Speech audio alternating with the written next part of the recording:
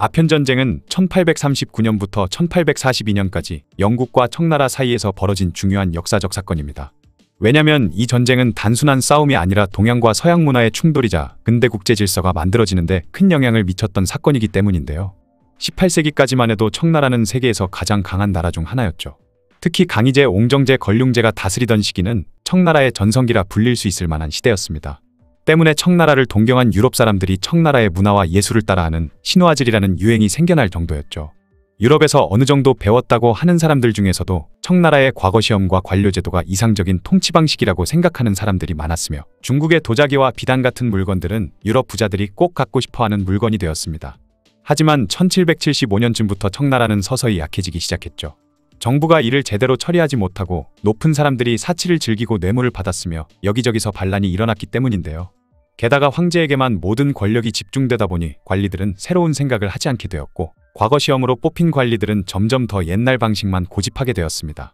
때문에 새로운 문제가 생겼을 때 잘 대처하지 못했고 결국 청나라의 힘이 약해졌죠. 황제를 비롯한 높은 관리들은 사치를 심하게 부렸고 뇌물을 주고받는 일이 당연해지기 시작했습니다. 이런 부정부패 때문에 나라의 돈이 줄어들고 백성들은 정부를 믿지 않게 되었죠. 그 결과 전국 곳곳에서 청나라를 무너뜨리자는 반란이 일어났습니다. 특히 1796년부터 9년 동안 계속된 백년교도의 반란은 청나라가 얼마나 약해졌는지를 잘 보여줬죠. 이 반란은 결국 진압되었지만 청나라 정부에 큰 타격을 주었고 나중에 더 큰 반란이 일어날 계기가 되기도 했는데요. 그렇게 청나라가 안에서부터 점점 약해지는 동안 서양 사람들이 청나라를 보는 시각도 크게 바뀌었습니다. 18세기까지만 해도 청나라를 이상적인 나라로 여겼는데 19세기에 들어서면서 오히려 청나라를 구시대적이고 덜 발전한 나라로 취급하기 시작했죠. 청나라가 퇴보하는 동안 서양에서는 오히려 과학기술이 빠르게 발전하고 산업혁명이 일어났기 때문인데요. 또한 예전보다 더 청나라의 실상에 대해 자세히 알게 되면서 그들이 이전에 가졌던 환상이 깨진 것도 있었습니다. 이런 생각들의 변화는 나라와 나라 사이의 관계에도 큰 영향을 미쳤죠. 청나라와 서양 나라들, 특히 영국과의 무역 갈등은 18세기 중반부터 시작되었습니다. 1757년 청나라는 방범웨이 장정이라는 법을 만들어 광저우에서만 제한적으로 무역을 허용했고, 이 때문에 서양 상인들은 큰 불만을 가지게 되었죠. 이 정책은 청나라의 전통적인 중화 사상에 따른 것으로 외국과의 거래를 최소화하고 자기 나라의 문화와 체제를 지키려는 의도였습니다. 영국은 이 상황을 바꾸기 위해 여러 번 사절단을 보냈지만 맥카트니 사절단과 에머스트 사절단, 네이피어 사절단이 모두 실패로 끝나고 말았죠. 이 사절단들은 청나라와 더 많은 무역을 할 수 있는 외교 관계를 맺으려고 했지만 청나라가 완고하게 거절을 하면서 아무런 성과를 얻지 못했는데요. 이렇게 계속 실패하자 영국은 더 이상 대화로는 청나라의 문을 열 수 없다고 생각하게 되었고, 결국 무력을 사용해서 문제를 해결하겠다는 결심을 하게 됩니다. 19세기 초 청나라와 영국 사이의 무역은 매우 불공평한 상태였는데 놀랍게도 청나라에 유리한 방향이었죠.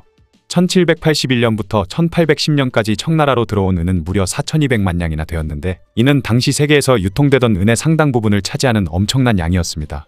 이런 상황이 생긴 이유는 청나라 물건이 다른 나라의 물건들에 비해 저렴했다는 것과 영국에서 중국차가 엄청나게 인기를 끈 덕분이었는데요. 청나라는 많은 인구를 바탕으로 한 가내수공업으로 인해 저렴한 가격으로 물건을 내놓는 놀라운 가격 경쟁력을 자랑했고, 19세기 초 영국에서는 중국차의 인기가 폭발적으로 늘어나 일반 가정의 월급 중 5%를 차를 사는데 썼을 정도였죠. 차 외에도 도자기나 비단 같은 청나라의 사치품들이 영국에서 큰 인기를 끌었고, 이런 사실 때문에 무역 불균형이 더 심해졌습니다. 이런 상황은 영국의 동인도 회사에 큰 타격을 주었고, 이 무역 불균형을 해결하기 위해 영국이 선택한 것이 바로 아편이었죠. 인도의 벵골 지방에서 생산한 아편을 청나라로 팔기 시작한 것인데요. 아편은 중독성이 강해서 한번 팔고 나면 이후로도 계속해서 수요가 생길 수밖에 없는 상품이었기 때문에 영국은 이를 통해 무역 적자를 해결하려고 했죠. 당시 청나라는 오랫동안 평화로웠던 탓에 사회 분위기가 느슨해져 있었고, 아편이 얼마나 해로운지에 대해서도 잘 모르는 상황이었습니다. 때문에 아편은 청나라 안에서 급속도로 빠르게 퍼져나갔고 머지않아 심각한 사회 문제를 일으키게 되죠. 아편 중독자가 급격히 늘어나자 중국 내의 수많은 노동자들이 일을 하지 않게 되었고, 그 결과 가정이 무너지고 사회 질서가 흐트러지는 등 여러 문제가 생겼습니다. 때문에 1839년 청나라의 특별관리인 임칙선은 광저우에서 강력한 아편 단속을 시작했는데요. 그는 외국 상인들로부터 임한 처녀상자의 아편을 빼앗아 없애고 앞으로 아편을 들여오면 내외국인 상관없이 사형에 처해버리겠다는 강한 경고문을 발표했죠. 이는 청나라 정부가 아편 문제를 강하게 해결하겠다는 의지를 보여주는 행동이었지만 동시에 영국과의 충돌을 피할 수 없게 만든 결정적인 사건이 되었습니다.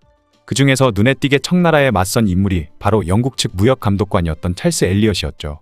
그는 임칙서로부터 각서에 서명할 것을 요구받은 영국 상인들에게 각서 서명을 거부하기를 권한 후 그들을 데리고 마카오로 피신했습니다. 이후 영국 정부에 편지를 보내 청나라가 영국 상인들의 아편을 강제로 압수하고 폐기했다고 알렸죠. 그리고는 무력을 써서라도 상인들의 재산을 찾아주고 자유롭게 사업할 수 있게 해달라고 요청했습니다. 그 소식을 듣고 광저우의 큰 영국 무역회사인 자딘 메디슨이 나섰죠. 자딘과 메디슨이라는 두 사람이 직접 영국에 가서 국회의원들을 만나 영국 해군을 보내달라고 로비를 한 것입니다. 왜냐면 자딘 메디슨은 당시 아편 밀수로 가장 많은 돈을 번 영국 회사였기 때문이죠. 한편 엘리엇은 영국 상인들과 함께 마카오에서 영국의 지원을 기다렸습니다. 임칙서가 계속해서 각서에 서명을 하라고 요구를 하면서 다른 나라들은 결국 임칙서의 요구에 따랐지만 엘리엇만은 끝까지 그 요구를 들어주지 않고 계속 버텼죠. 그러자 임칙서는 마카오로 가는 모든 물건의 공급을 막았고 결국 엘리엇과 영국 상인들은 마카오에서 쫓겨나게 됩니다. 그래도 그들은 각서에 서명하지 않고 홍콩으로 건너갔죠. 그런데 그런 상황 속에서 술에 취한 영국 수병 2명이 청나라 사람과 싸워 그를 죽여버리는 사고가 일어났는데요. 임칙서는 즉시 두 수병을 넘겨달라고 했지만 엘리엇은 그 요구를 거절하고 그들을 영국으로 보냈습니다. 이에 화가 난 임칙서는 홍콩 주변을 더 철저히 봉쇄해버렸죠. 그러자 시간이 지나면서 불만을 갖는 영국 상인들이 생겨나기 시작했고 몇몇 영국 상인들이 각서에 서명을 하기 위해 광저우로 가려고 했죠. 하지만 엘리엇은 이들이 탄 배를 가로막은 채 군함으로 경고사격까지 하면서 그들을 위협했습니다.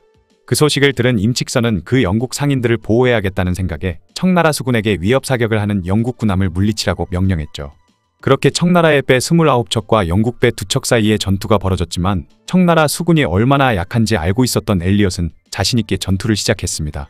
그렇게 1839년 11월 3일 두 나라 사이에 해전이 시작됐는데 이 전투는 몇 시간도 안 걸려 끝났다고 하는데요.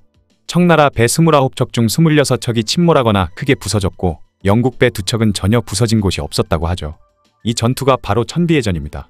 이렇게 천비해전이 영국의 압도적인 승리로 끝나면서 영국과 청나라의 힘 차이를 잘 보여주었고 결국 머지않아 아편전쟁으로 이어지게 되죠. 역시나 예상대로 아편전쟁은 영국의 압도적인 승리로 끝났습니다.